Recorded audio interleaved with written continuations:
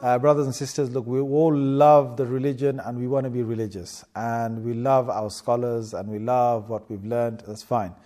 But please, let's not use social media and the internet to try and, create a circus or create a kind of a war zone through differences in fiqh, in jurisprudence. Let's not do that, please. It gets very ugly and very messy. You've got an opinion in Islam, and another sheikh or someone who following another sheikh has got another opinion in Islam.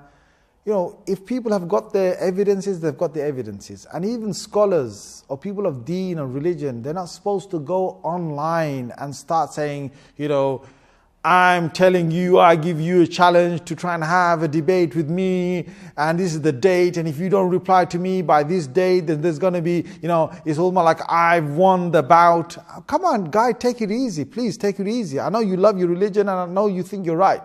But this is not the way to go on social media. The whole world's watching us.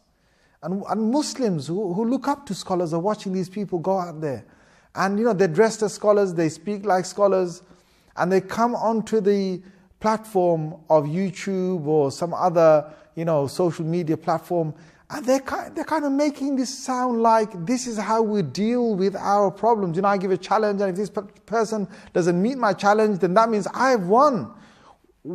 Hang on a minute, where are you? Seriously, where are you? The people, Imam Bukhari rahimahullah, he's got a chapter that says, just to show the humbleness of a person is وَمِنَ الْعِلْمِ أَن يَقُولَ الرَّجُلُ لَا أَدْرِي. A part of knowledge is for a man to admit that he doesn't know. Where's the humbleness in the whole of knowledge? And look, if you've got a situation where you've got an ikhtilaf or a difference of opinion, my friend, go to the person, go meet him, sit privately. Sit one-to-one. Don't make it a show. Don't invite the whole world or let the whole world clap their hands or jeer you on or boo your opponent. Don't let that happen. This is not the religion. This is not what our scholars did in the first great few generations of scholars that this ummah produced. We're supposed to have, you're supposed to be humble and think, well, I could be wrong and my opponent could be right. And I'm going to be humble enough to go and ask him for his evidence, and I'm going to analyze it nicely. Most of these guys, they're convinced they're right. So it's like, I'm convinced I'm on the right, that's it. You got no dalil, no evidence, that's it. I'm going to come with my dalils, I'm going to bash you with my dalils. Is that religion? When the Prophet has told us that you're not supposed to acquire knowledge to impress the scholars, or to acquire knowledge to try and argue with those who are less knowledgeable than you, or who are seen as the people who are ignorant. لِيُمَارِيَ بِهِ to try and do that act. لِيُمَارِيَ بِهِ الْعُلَمَاء أو لِيُجَادِلَ بِهِ السُّفَهَاء. The Prophet ﷺ said, those people will not even detect the fragrance of paradise. What is the reason why you have to go to a social platform and tell the whole world how big you are with your knowledge, and you're going to call the other person, and that's it. It's going to be the clash of the titans in knowledge. What's the point? I don't get it. Because Imam Shafi rahimahullah, he said a beautiful thing, and I want you to think about this.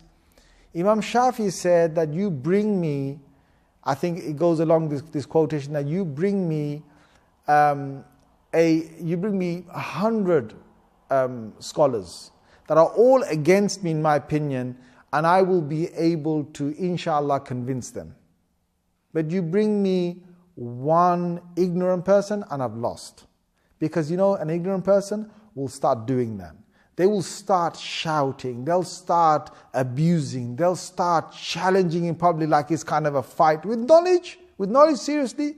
Imam Shafi rahimahullah has another quote. He used to say, every time I had a disagreement with my opponent, I used to make dua to Allah. Oh Allah, make the truth be manifest from the tongue of my opponent, and let me be the one who accepts the truth. Allahu Akbar. Now that is serious. That is a scholar. That is a scholar of the deen. Allahu Akbar. And these are the people that we should look up to and take our deen from and learn from. Not, we're not supposed to make this into a fighting bout. So brothers and sisters, if you see that, just ignore it, please. I've ignored it. I haven't taken any names here, but it's kind of becoming a trend now where people are jumping on board and doing this with one another. It's wrong. It's wrong. And if anybody wants to, settle matters, just do it privately. Just finish it off, talk nicely. I've done that a few times with people who I've disagreed with, and it's so nice. It's a private environment. You sit together, you have hours on to present one another's evidences, and you talk nicely. There's no crowd there. There's nobody else. It's just you and him. That's it. Just you and him. Don't even call your right-hand man, your left-hand man, your other guy who's a bouncer, and some other guy who's this, that. Don't do that. Just you and him. Just sit down humbly with one another and just talk about your evidences.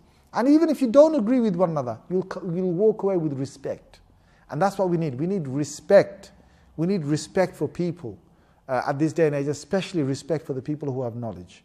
And this is disappearing. This is another thing that aches to see that knowledge is not something that is void of respect. If you disagree with someone, disagree with respect. And respect means don't try and make a fool out of them. Don't try and gang up on them just because you have got 300 boys with you, or maybe 3,000 boys with you, or 3,000 people, or 6,000 people with you in a whole world where you think you're all right. You don't know. The truth might not be with you. The truth might not be with you. The truth might be with the other person who's only got 2,000 people with him. It might be. You just don't know. So numbers don't mean that you're on the truth. If numbers meant that you're on the truth, then today Islam would be wrong, because Islam doesn't have as many numbers as Christians, as some other religions out there. Think about it. Half the world are Christians. Muslims are 1 billion. Christians are about 3 billion. So if you go with numbers, you're going to have to say that your Islam is probably not right. And we're not going to say that. But what I want you to think about is, within Islam, when you've got an ikhtilaf or a difference of opinion, don't just go by with a numbers game. Don't go by with the amount of pressure that you can create. Oh, he's right, therefore I'm with them, I must be right. No, be humble. Go and seek knowledge. Go and meet other people. Go and meet the other party. Go and sit with them if you're really serious about your knowledge and your deen. And keep it something where, both of you can respect each other. Don't be abusive. Don't be abusive. Don't use foul language. Don't get angry. Don't throw emotion. Don't sort of get up and say, look at him, how does he use this? And be ready when your opponent uses a certain dalil or an evidence or a way, a principle or a principle of law, whatever they use, be ready. If you use it, then let your opponent use it. If you don't let your opponent use that principle of law, don't you use it. I kind of see again and again in arguments, people do this, they break the rules. They go against what they didn't do a little earlier on. So for example, their opponent might say, there are certain Sahaba who believed in this, and they've only got a few Sahaba, and you're sitting there thinking, oh, you've only got 2 Sahabi with you, I've got 8 Sahabi with me, Sayyidina Abdullah bin Mas'ud, Sayyidina Ali, Sayyidina so-and-so. So you play the game where you've got more Sahaba. And you say, well, I must be more right because there's 8 on my side, there's only 2 Sahaba on your side. But then when the reverse happens, you're not ready to accept it. When he says to you, you've only got 2 and I've got 8 on my side on this second issue, you say, well, doesn't matter. What about this other evidence? Well, if it doesn't matter, then why did you use that evidence before? See, people don't stick to their principles half the time, and that really annoys me. If you sit together, make sure you tell each other your principles. On what grounds, what principles are you going to debate? And when you debate, be respectful. Give each other enough time to speak. Don't cut into other people's speech. A person speaking, give him 5 minutes. Then he stays quiet for 5 minutes.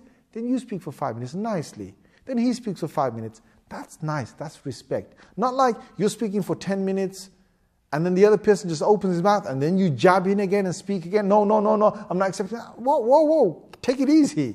We're not creating a monstrous world here where people just want to cut each other out. Anyway, Assalamu alaikum wa rahmatullahi wa barakatuh.